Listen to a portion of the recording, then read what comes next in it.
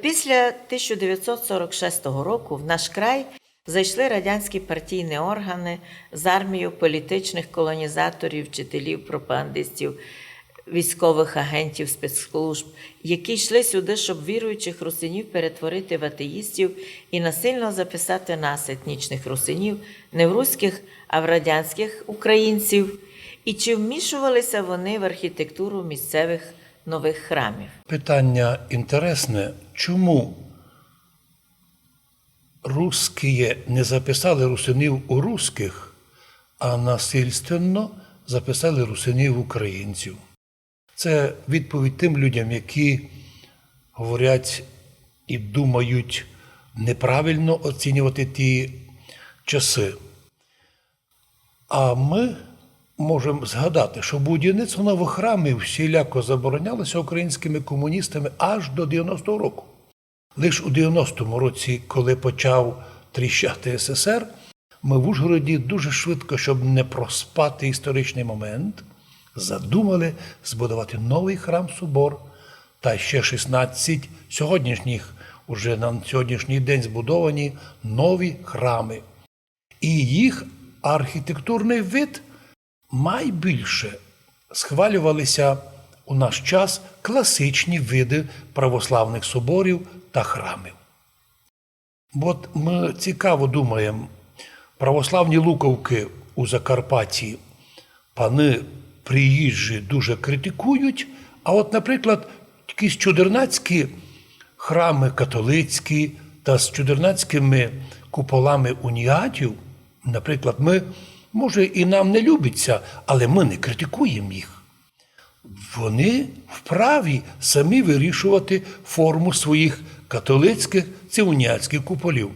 Чому приїжджі із-за меж області вирішили переписати і перебудувати усі наші храми? Нагадаємо, що в Закарпатті майже вже з 863 року почали з'являтися в нашому краю історично-грецькі форми храмобудування, спершу з дерева, а потім сформувалися вже й свої русинські форми храмів, а на них були куполі цибулі, які були уже оформлені у греків. Це горяща свічка. Отже, ми маємо тисячолітню традицію своїх куполів і храмів. Ну чому? Чому повинні приходити сюди чужі люди, непідготовлені, не маючи ніякого відношення і розуміння до архітектури, практично нулі в історії, прийшли виробляти якісь пропозиції?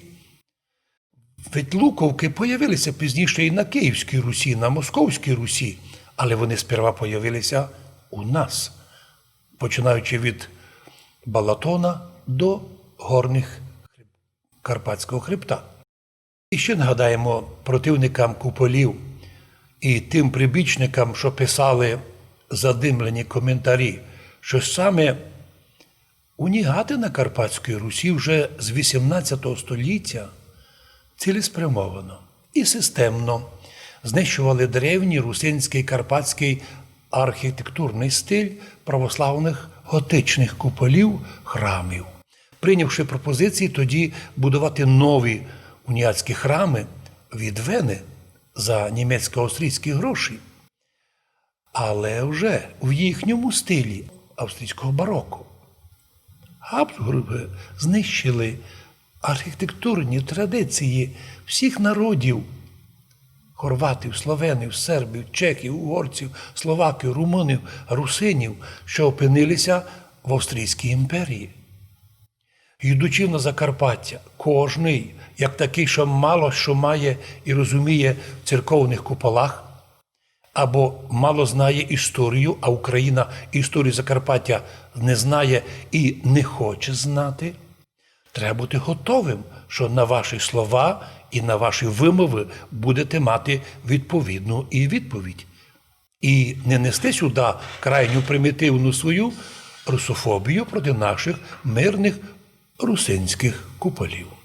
Причому ми тут, русини Закарпаття, ніколи не допускаємося до критики чужих. Тож вимагаємо поваги і до свого. І скоріше треба було порекомендувати зміну куполів не нам, 1150-річним православним русинам Закарпаття, а саме декількасотрічним уніатам, наслідки 200-літніх діянь яких очевидні, як руйнувалися наші справді карпатська архітектурна, церковна, православна архітектура. Сьогодні, на щастя, маємо в Закарпатті те, що не нова влада, а ми, віруючі люди, за свої кошти побудували нові храми та архітектурні ансамблі, перед якими захоплюються європейські туристи і чомусь проливають крокодилячі сльози якісь наші приходящі сюди гості. Скажем так, ми не сердимося, але диву даємося, чому вони не підготовлені і невисокого інтелектуального рівня лізуть сюди як порадники. Рекомендуємо їм сидіти вдома і не обіжатися, не сердитися, якщо вони отримають за свої непрофесійні, низькоінтелектуальні поради відповідну відповідь.